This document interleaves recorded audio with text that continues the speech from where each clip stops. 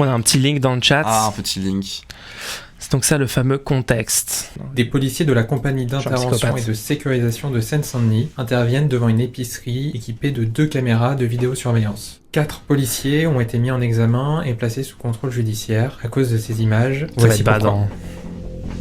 Ça va être badant, j'ai même pas Ouais, mais faut red pill les droitards. Oh, moi je suis un peu dans l'ambiance là. Attends, il est en train de faire de la muscu le mec là. Muscu déjà, de est-ce que ça, avec notre public de blancs, ça vous est déjà arrivé, des flics qui viennent vers vous lol et vous demandent lol et vous demandent vos papiers, qui vous demandent de regarder dans vos baskets, etc. Qui se trouve dans la rue Claude Monet. Dans un premier temps, je me dis que c'est un contrôle de routine comme d'habitude, ça veut dire qu'ils vont contrôler puis après ils vont repartir, mais finalement c'est pas ce qui s'est passé. Attends, what the fuck, ils sont 4. Je réponds que j'ai pas de pièce d'identité, mais j'ai ma carte de conducteur poids lourd. Il me dit, vous allez vous lever pour un contrôle de police. Moi, je regarde pas trop ce qui se passe derrière. Derrière, un policier lance un sac en plastique blanc au pied de Jonathan S. avant de le ramasser et de le brandir. Et puis là, le voilà qui me pousse et qui est lui-même ramasse le sac qui venait. Quoi? Oh le chien. Putain, ça m'énerve à un point, mais... Aïe aïe aïe aïe aïe. Merde. Oh putain. J'ai dit, il faut des red pills de gauche. C'est ça. Hein. Il faut des red pills de gauche. Ça, putain. Ça, c'est un truc de policiers américains, de planter des sachets. Mais oui, mais ça, tu le dis aux droitards. Ça, tu le dis aux droitards, ils vont dire c'est un policier comme ça. Mais vous vous rendez compte que ça a été filmé par une caméra de surveillance. On a eu de la chance, putain. Il y a 3 pixels qui dépassent pour qu'on voit le sac. À ce moment-là, moi, je prête pas attention au sachet. Je suis toujours en train de parler avec son collègue en face de moi.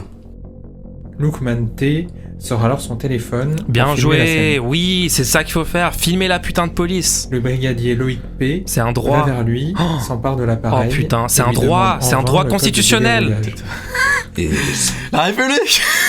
Non mais c'est au moment où il va moi je filme moi quand je vois des malaises avec la police, je sors mon téléphone, je filme. Tu vois, t'es comment ils ont leur matin. Mais vous comprenez que ça nous fasse peur, ça? Imaginez, vous avez 2 policiers, dont un qui a sa matraque posée comme ce gros fils de pute là.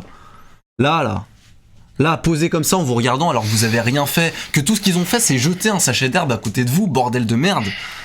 Ça existe dans notre pays, en France. En France, t'as des ripoux comme ça, qui ressemblent à des brigades fascistes comme ça, qui se baladent dans les rues, en fait, c'est des policiers. Ce genre de choses, on voit ça que dans les films, que dans les séries américaines. J'ai jamais vécu ce genre de scène en direct, quoi. J'adore le mec derrière qui veut juste continuer sa muscu tranquille. Un de leurs collègues qui me demande tout simplement de me retourner, que si ils trouvaient rien lors de la palpation, qu'ils allaient repartir et poursuivre leur journée, quoi. Et quand il me dit ça, je sens faire, ça veut dire que je me retourne pour qu'ils puissent me palper. Et au moment où je me retourne, il y a un policier qui m'attrape par les jambes, qui me soulève et qui me jette au sol. Riyad B plaque au sol Jonathan S en le tirant violemment par les pieds, par surprise. What the fuck? Putain, tu peux gravement blesser. Non mais note le policier, frérot. Ça, comme tu vois, il y avait que lui. Dans sa brigade, il y avait que lui qui était problématique. Tous les autres, ils sont parfaits. Vraiment, c'est. Oui, c'est un problème d'individu. Il était mentalement instable. D'ailleurs, il avait un peu bu, j'ai entendu.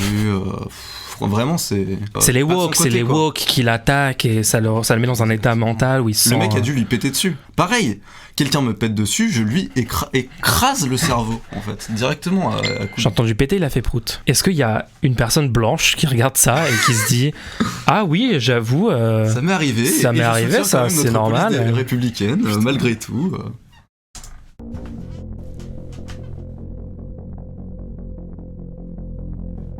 Lookman T veut alors récupérer son portable.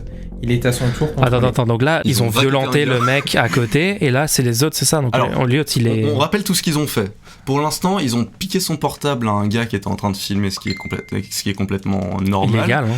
Alors qu'il y avait un gars qui avait mis un faux paquet de drogue derrière le gars, et qu'il vient de violenter complètement sans aucune raison. Sans prévenir, sans raison. Ouais. Un gars qui était en train d'être contrôlé, qui à la base n'avait rien fait. Ouais, et qui se soumettait au contrôle. Qui a dit ok, je me laisse palper, allez-y, qu'on fasse votre métier de contrôle pour sécuriser la population.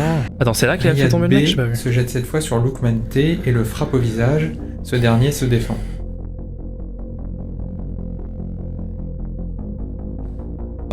Moi je dis c'est clairement le noir, hein, en premier qui violemment il a fait un petit soubresaut. J'aurais été policier, j'aurais fait pareil, frère.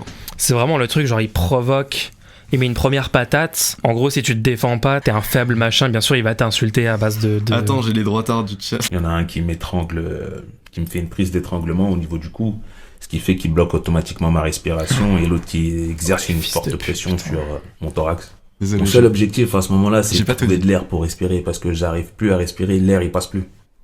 J'ai vraiment le souffle coupé, il n'y a plus d'oxygène qui rentre dans mon corps, donc j'essaie de respirer. Ils ont tué Adama Traoré comme ça.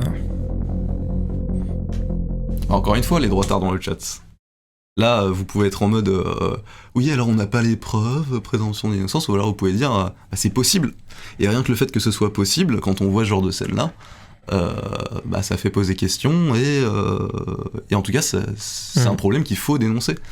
Et que ce soit vrai ou pas, moi j'estime que c'est vrai, même si voilà, je sais que c'est une enquête en cours, les problèmes sont bien réels. Et les problèmes contre lesquels la famille Traoré se bat sont bien réels. Et c'est tout ce qui est important au final.